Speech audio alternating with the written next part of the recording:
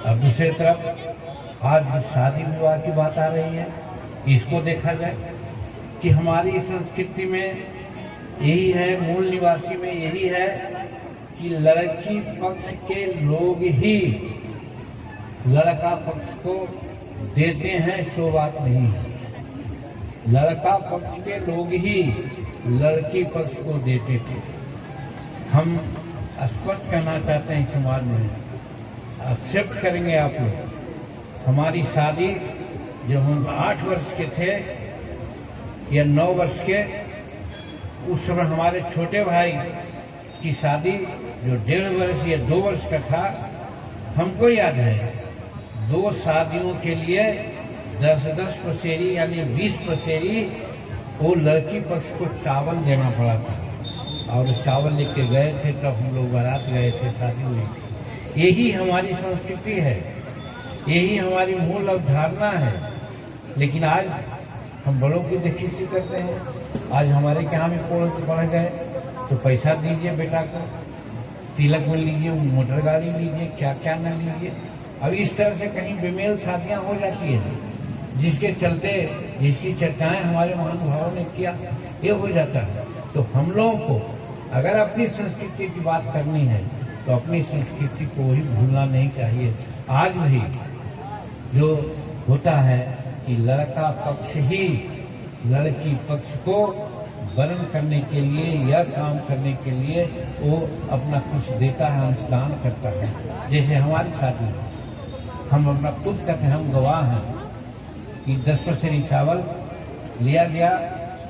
हमारे पिताजी को कहा गया कि 10 पसेरी चावल देंगे, कजरोटी मंगाया गया और एक कागज मंगाया गया दस्तखत करने के लिए, नहीं ठेप कर देने के लिए। हमारे पिताजी अड़ गए, कहीं नहीं, हम बेटा को किसी भी प्रकार से हम आपका मजदूर नहीं बनाएंगे, हम देखेंगे जब शादी हो या न हो। खैर किसी तरह से बात हुई, शादी हुई, हम मजदूर नहीं बने, पढ़ लिख करके यहाँ पर हम लोग आए हैं। हमारी संस्कृति ये है। लेकिन आज क्यों वो मानते हैं? हमारे बाबा मानी जब स्वर्गवासी हुए, मरे, तो उनको भी हम लोगों ने जमीन में गाड़ा, परवाह किया और 10वां तक ही सारा काम किया है। आज हम लोग अपने लोगों को खिलाना कम, ब्राह्मण को खिलाने की बात करते हैं। और वो भी ब्राह्मण अब आते हैं तो खाते नहीं हैं, वो नगद ही लेकर के जल जाते हैं और झूठ मूठ का आशीर्वाद ले लेते हैं। पूजा पाठ हम तुलसी वीर की पूजा नहीं करते हैं, माँ सबरी की पूजा नहीं करते हैं, हम दीना भद्री की पूजा नहीं करते हैं। हम पूजा कैसी करते हैं? जिसके बारे में वो बतलाते हैं, और उन सबों को हम काल्पनिक मानते हैं, वो है नहीं। आप लोग खुल करके जानिए, बड़ी बात मैं छोटी मजलिस में कह रहा हूँ, इसकी चर्चा होती है। कोई भगवान कृष्ण को मानते हैं, कोई भगवान राम को मानते हैं। मैं राम को नहीं मानता हूँ और मैं नहीं मानता हूँ, बल्कि उनके लोग भी मानते हैं, लेकिन अपने बात को गौण रखे हैं। वो राहुल संस्कृत्यान की बात सूर्यदेव जी जानते होंगे, मंडल जी जानते होंगे। संस्कृत के अगाध विद्वान, प्रकांड विद्वान हैं। उन्होंने अपने किताब में लिखा है कि राम काल्पनिक पात्र है। लोकमान्य तिलक ने लिखा है कि राम काल्पनिक पात्र है। डिस्कवरी ऑफ इंडिया में जवाहरलाल नेहरू ने लिखा है कि राम काल्पनिक है, कोई आदमी नहीं था वो। लेकिन आज क्या होता है? राम मंदिर बनाया जा रहा है, जय श्री राम का नारा दिया जा रहा है, और हमारे लोग भी अपनी संस्कृति, मांदर और जितिया का गीत या और झूमर, ये सब को छोड़ करके अब सीधे राम भक्त में लगे हैं, शिव चर्चा में लगे हुए हैं। और इसमें हम लोगों के लोग को आज बरगलाया जा रहा है। माथा पर कलश लेकर के हमारी बहू बेटियां ही आती हैं और बड़ा बड़ा जग होता है। मैं इस चीज़ को भी नहीं मानता हूँ। इसीलिए जब अपनी संस्कृति की बात आती है तो मैं ये कहना चाहता हूँ कि भूलना कभी नहीं चाहिए कि हमारी संस्कृति भारतीय संस्कृति थी, यहाँ के मूल निवासियों की संस्कृति थी, जिसको अक्षुण्ण रखने की जरूरत है। और हम जब उसको रखेंगे तो हम कह सकते हैं कि हम सबसे श्रेष्ठ हैं। हमसे श्रेष्ठ कोई नहीं है। बाहरी आदमी आकर के हम पर आज आक्रमण किए हुए हैं, आज सत्ता संभाले हुए हैं और हम लोगों को बिखेर दिया है जात पात के नाम पर। रैदास जी क्या बोलते हैं? रैदास जी बोले जात पात पूछे नहीं कोई, हरि के भजय तो हरि के हुई। तो फिर हम दूसरे की क्या मानते हैं? संत शिरोमणि रैदास जी कहे जाते थे, उनसे बड़ा कोई संत नहीं था। जब उन्होंने कहा कि जात पात कुछ नहीं है, तो आज हम लोग जात पात की बात क्यों करते हैं? इसलिए जाति बंधन नहीं मानना चाहिए। हम लोग जो पुराने आदिवासी और मूल निवासी यहाँ के हैं, सब हिंदुस्तान के रहने वाले हैं, माता पिता एक हैं। हम लोगों को योग्यता के अनुसार, जान पहचान के अनुसार शादी वादी की बात करनी चाहिए, न कि तिलक दहेज, न कि और बातों का कंसिडरेशन करना चाहिए। इसलिए अपनी संस्कृति को बचाना है तो इन बातों को जरूर चर्चा रखना है। और आज यहाँ भाइयों ने जो चर्चा कर कर के आज 5 जोड़ी युवाओं को, युवतियों को शादी करने के लिए यहाँ बुलाए हैं। हम तो यही समझते हैं कि सब युवा युवती होंगे, अंडर एज शादी नहीं करना चाहिए, क्योंकि हर तरह से उसमें भी है। हमारे यहाँ हमारे पूर्वज के लोग भी जब बड़े होते थे तभी शादियाँ होती थी, वो बच्चे में शादी नहीं होती थी। हालांकि बीच में हम लोग थोड़ा भटक गए हैं कि आज 10 वर्ष में भी शादी, हमारी ही शादी जब 9 वर्ष में हुई थी तो कहने की क्या बात। तो हम लोग भटक गए हैं। इस भटकाव से भी अपना को अलग करना चाहिए। जब तक 18 वर्ष या 20 वर्ष या 20 वर्ष या 22 वर्ष का न हो, पहले यही होता था कि जब हिस्स जवान हो जाते थे, कमाने लायक हो जाते थे, तब शादी वादी की बात होती थी। यही हमारी संस्कृति है। तो इन संस्कृति को बचा करके शादी में रखना चाहिए।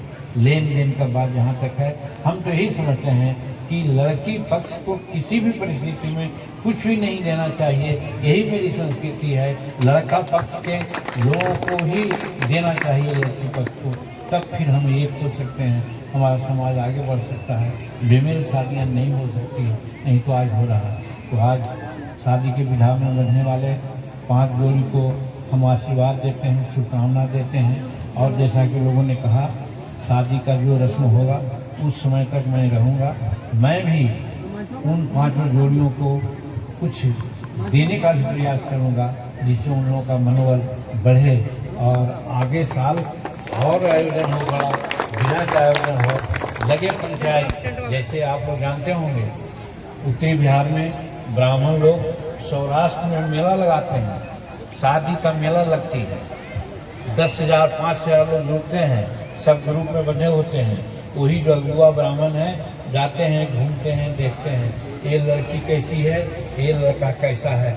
जब आपस में बात हो जाती है, शादी होती है, तो वहीं शादी होती है सौराष्ट्र में, और वहीं से लड़का लड़की घर चले जाते हैं।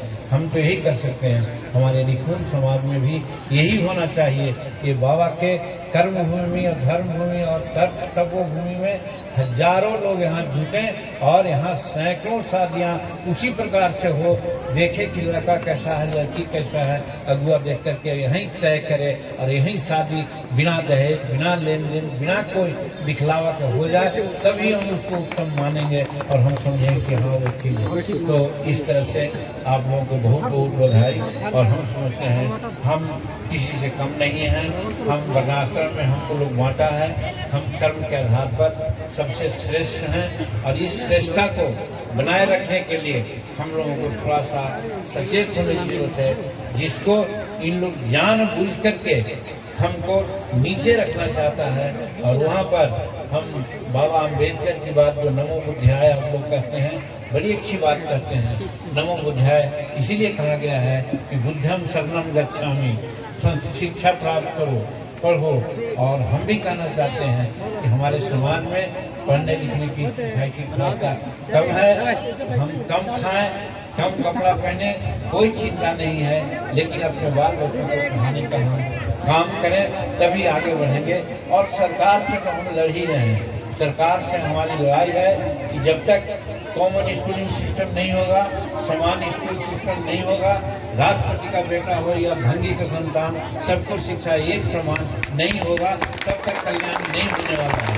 इसलिए हम इसके लिए लड़ाई लड़ रहे हैं। इसलिए मेरे दोस्तों, आप लोग अपना सांस्कृतिक काम कीजिए। हम लोग राजनीतिक में भी रह करके आपकी संस्कृति को उजागर करने का काम करेंगे। और हमारे मानव पार्टी हैं, हमारी जीतिया पार्टी हैं, उन लोगों को यहाँ नहीं, हम कह देते हैं, समय फिक्स नहीं किया है। दिल्ली के ताल कटोरा स्टेडियम में हम भूसा भैया समाज का एक सम्मेलन करेंगे और वहीं पर मांदर प्रतीक्षा करावेंगे, मांदर प्रतीक्षा करावेंगे और दिखलावेंगे हिंदुस्तान को कि देखो जीतिया क्या है, मांदर क्या है, कैसा गायन होता है। तो वो भी हम करने उस रूप में भी अपने संस्कृति को आगे बढ़ाने का हम काम करेंगे। तो यही कह करके बहुत बहुत धन्यवाद, बहुत बहुत